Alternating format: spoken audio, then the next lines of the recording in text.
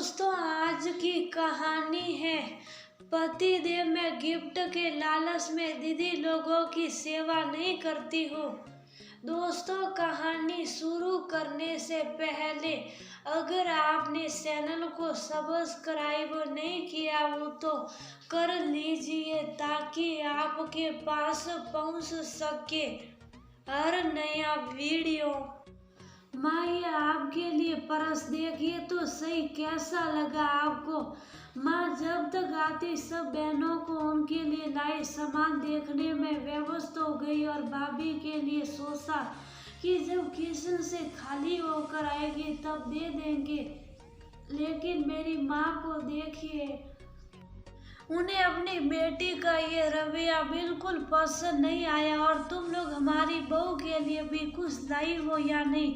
बस आपस में सब बहनें एक दूसरे के लिए सामान लाई, उसे भी आवाज देकर बुलाओ, उसे भी अच्छा लगेगा। उनके लहजे में थोड़ी नाराजगी सी दिखी। उनकी बात समझते ही हम सब हंसने लगे और बोले, माँ आपकी ही दी हुई सी कभी गलत हो सकती है क्या? हम सब भाभी के लिए भी कुछ ना कुछ लेकर आए हैं, लेकिन गलती सिर्फ इतनी हो गई कि आप सबको सामान सबके सामने ही देना सही है। ऐसे घर की बहू की अनुपस्थिति में नहीं, उन्हें भी बुरा लग सकता है कि देखो मैं तो काम में लगी रह गई और दीदी लोगों ने सब आपस में हिस्सा बांट भी कर लिया। आपने बिल्कुल सही समय पर याद दिलाकर बहुत अच्छा किया।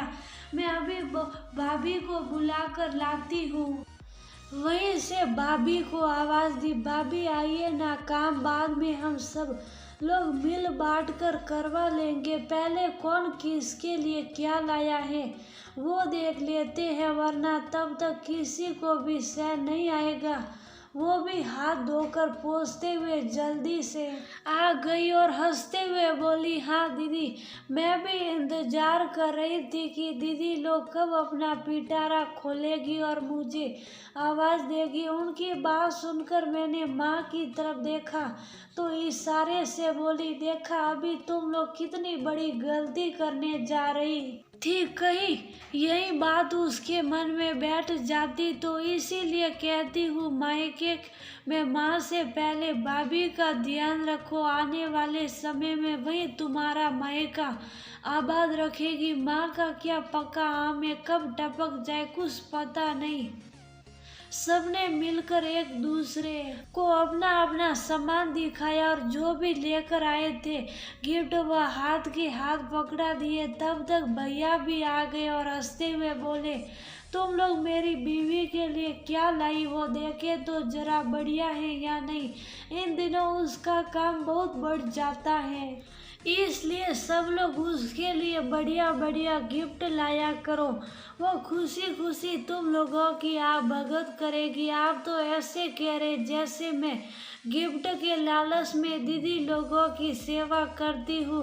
वो लोग भी सब मुझे मान सम्मान और प्यार देती हैं और मुझे कभी अकेले काम नहीं करने देती, सब लगी रहती हैं, वरना माँ सबकी लाइन से क्लास लगा देती हैं।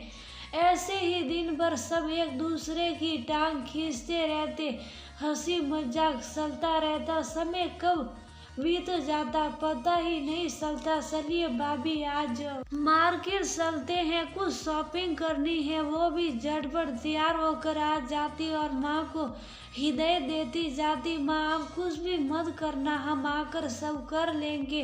हाँ ठीक है। उस समय हाँ तो ऐसे कहती जैसे वाकई ये अपनी जगह से हिलेगी भी नहीं। लेकिन जब वापस लौटते तो पूरा खाना बना हुआ मिलता और सब कुछ बच्चों की सहायता से डाइनिंग पर लग चुका होता। हम लोग घर में घुसते तो खाने की खुशबू नाक में घुसते ही समझ जाते माँ खाना बना चुकी है। वह अपनी आदतों से बाज नहीं आने वाली। उन्हें खाली बैठना बिल्कुल रास नहीं आता। भाभी घर में घुसते ही शुरू हो जाती, अब अगर आपने खाना बनाया तो हम कभी दीदी लोगों के साथ बाजार नहीं जाएंगे, क्या जरूरत थी, हम आकर बना लेते। घुटनों में कितना दर्द रहता है, लेकिन फिर भी काम करना है। खाना बना लिया है, बाकी काम तो तुम्हारा ही इंतजार कर रहा है।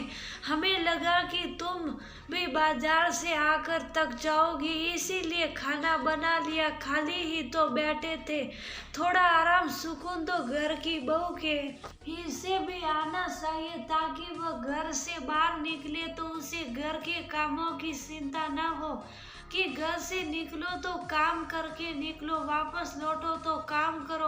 अभी तो हम बैठे हैं तो तुम भी निश्चित होकर नंदों के साथ मजे कर लो। फिर तो जब हम नहीं रहेंगे तब तो सब कुछ तुम्हें ही तो संभालना है। फिर तुम्हें भी चैन नहीं मिलने वाला। तब याद करती रहना इस बुढ़िया सास को, जो अभी बहुत गुस्सा आ रहा है हमारे ऊपर। तब कोई नहीं कहेगा, हमारी बहू को भी आवाज दो। माँ ऐसे तो मत कहिए आयदा, आपने फिर कभी ऐसी बात की ना तो हम आपसे बात नहीं करेंगे। हम कभी इस घर में आपके बिना रहने की कल्पना भी नहीं कर सकते। कहते हुए भाभी माँ से चिपक कर रोने लगी। मैंने माहौल को हल्का करते हुए कहा, अरे वाह माँ, हम लोगों को तो छोटी छोटी बातों पर इतना डांटती थी, सुनाती थी, एक मिनट चैन से नहीं बैठने देती थी। अब बहू से इतना प्यार, इतना ध्यान रखा जा रहा है बहू का। तभी मैं कहूँ मेरी माँ अब हम लोगों से इतना प्यार नहीं करती जितना अपनी बहू से करती है। पूरा दिन हर बात में हमारी बहू को भी आवाज दो, रटती रहती हो। क्या करे, तुम लोग तो बहुत दूर हो, बेटा भी दिन भर के लिए बाहर रहता है। वही तो है जो हमारे आस पास रहती है, हमारी एक आवाज पर दौड़ती है, जिसके होने से ये घर स्वर्ग है, जिसके होने का एहसास हमारे मन को एक नई ऊर्जा और ताजगी से भर देता है, जो हमारी भूख प्यास सुख दुख सबका ध्यान बिना कहे रखती है। अब हमारी ममता का सबसे ज्यादा हिस्सा उनके हिस्से में जाता है। तुम लोग बुरा मत मानना, देखा तो भैया समेत सबकी आंखों में आंसू थे। ऐसा तो सिर्फ हमारी माँ ही कर सकती है और कोई नहीं। नहीं माँ, हमें बिल्कुल बुरा नहीं लगता, वो तो बस मजाक में कह दिया, बल्कि हमें तो बहुत अच्छा लगता है इस घर में एक दूसरे का ध्यान रखने के लिए आप और भाभी हो, वरना हम लोग तो सच में बहुत दूर है आपकी आवाज पर। तो सबसे पहले वही आएगी। हम लोग ससुराल में आपकी तरफ से बिल्कुल बेफिक्र रहते हैं, क्योंकि हमसे ज़्यादा ध्यान रखने वाली आपकी बहू है। और माँ आप ही नहीं, हम सब भी आपकी बहू से बहुत प्यार करते हैं। हर बात में सुना देती हो, हमारी बहू को भी आवाज़ दो, जरा भी भूलने नहीं देती। उस दिन माँ की बातें सुनकर लगा कि हम लोगों के अंदर ये अथाह प्यार का सागर कहाँ से आया, हमारी माँ के अंदर से आया, क्योंकि उनके मन में हर किसी के लिए अपार ममता थी, जो वह दोनों हाथों से सब पर लुटाती।